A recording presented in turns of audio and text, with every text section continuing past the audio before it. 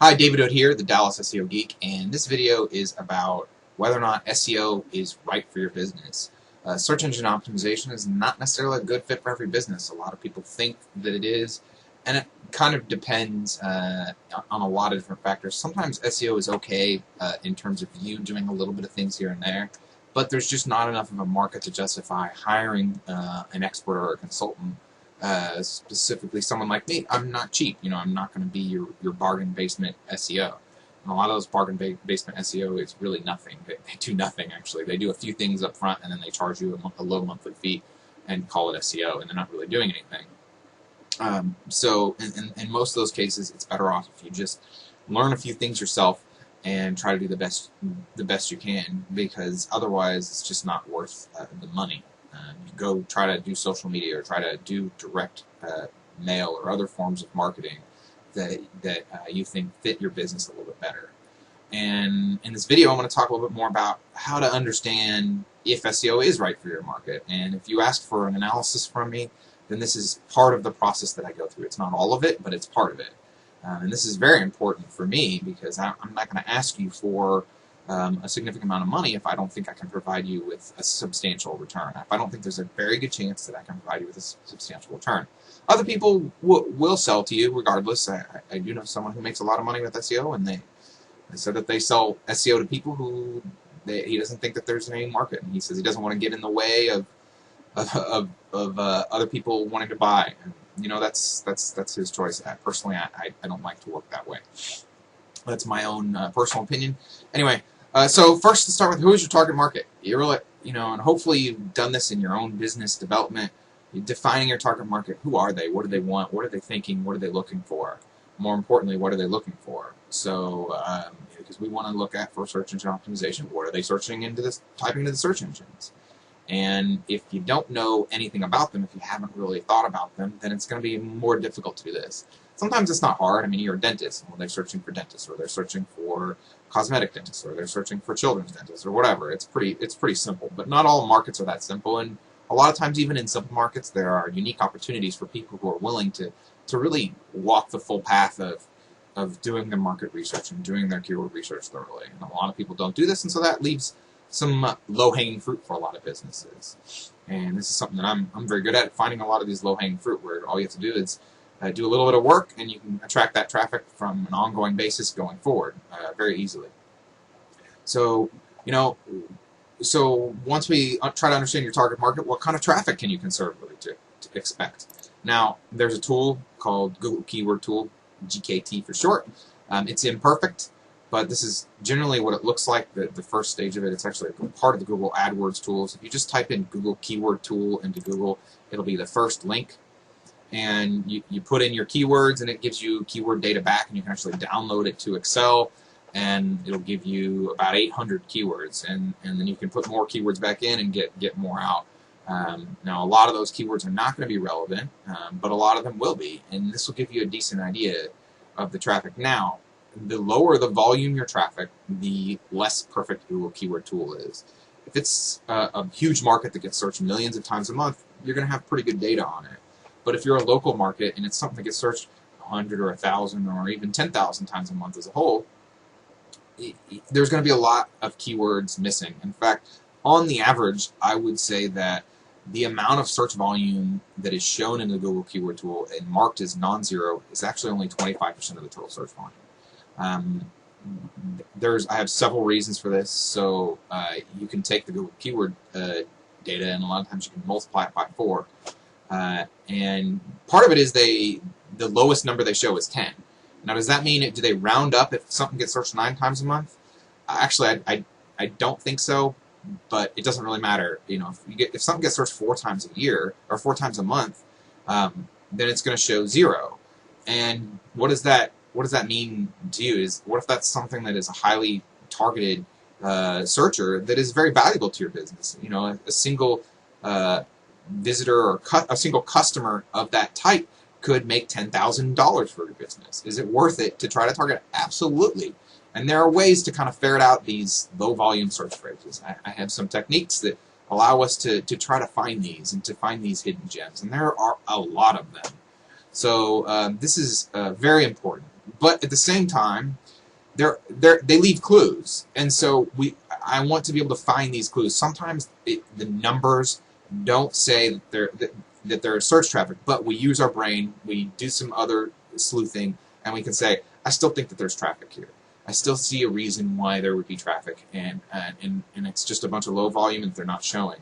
Even some higher volume traffic they don't show in here. And this is a tool intended to show people how to bid on their pay-per-click ads. And if they don't think that there's a lot of people bidding on it, or there's not a lot of people asking for it, they don't put it in there. So it's a very imperfect tool, but it's the best tool we've got in terms of what is actually getting searched.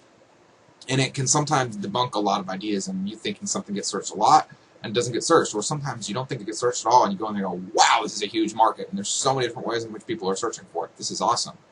So this is a really, really important step. And a lot of people will do this step pretty quickly and not really thoroughly. But doing it thoroughly really enables you to try to target as much of the market as possible. So what quantity of traffic? What kind of conversion rate can you reasonably expect? This could be 1% or 0.5%, it could be 50%. Some plumbers, if you have a really good call to action, people aren't going to wait around. They're not going to look around and read a bunch on a plumber site if they've got a giant leak. Like one time the shower busted off, the handle busted off, and water was spraying out of there. And I need a plumber, and I need a plumber freaking right now. You don't wait around. You don't do a lot of research. So a conversion rate is high. And if you're selling goods online, your conversion rate's going to be lower, especially if it's a high dollar item. And conversion rate can mean different things. Is this a customer? Usually this means a contact or turning into a lead. Did they send you an email? Did they call you? Yeah, sometimes it just means just straight up buying. Did they sign up for your email list? There's a lot of different ways in which you can define this. But this is, generally I define this as getting a lead. How much gross profit do you make per sale in terms of the 12-month value of a customer, or the 1-month value, the lifetime value of a new customer? You should definitely, if you don't know these numbers, this is really important for your business, to start tracking them or start trying to figure them out, because how are you going to know how much money to spend acquiring a customer if you don't know how much they're worth? So if you do have these numbers, that's great, and it's something that will help you figure this out. Multiply it all together. What do you get? So let's give an example. This is a spreadsheet I have.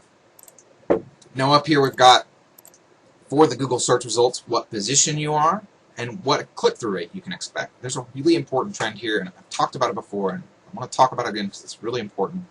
The exponential drop-off nature of the click-through rate. You look at the difference between being number 1 and being number 5.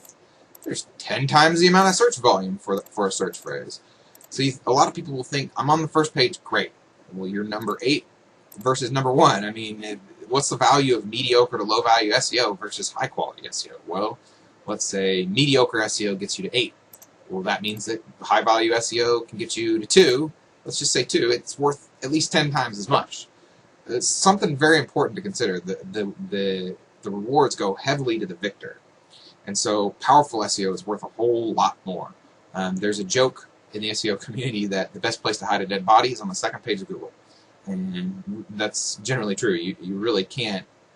Very, very few people go to the second page. If it's something that gets searched like 100,000 times a month, the second page can drive you traffic. But by and large, you just can't expect traffic being on the second page. Even at the bottom of the first page. For low-volume searches, you really want to be in the top 3. So something to consider. Quick drop-off. Now these numbers are estimated, and sometimes it's 50% or 30%, but the general pattern is definitely true, and that it drops off very quickly. And the value of going even from number 2 to number 1 is substantial. It's about double, right? So that's something to keep in mind.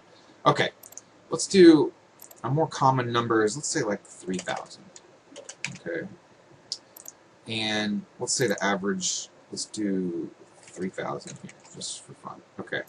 So total keyword traffic, this is the amount of traffic we can see in the Google keyword tool and extract out and mark up and say, this is what we want to target. So in my estimate, here's what I do. I take that, pull that down a little bit.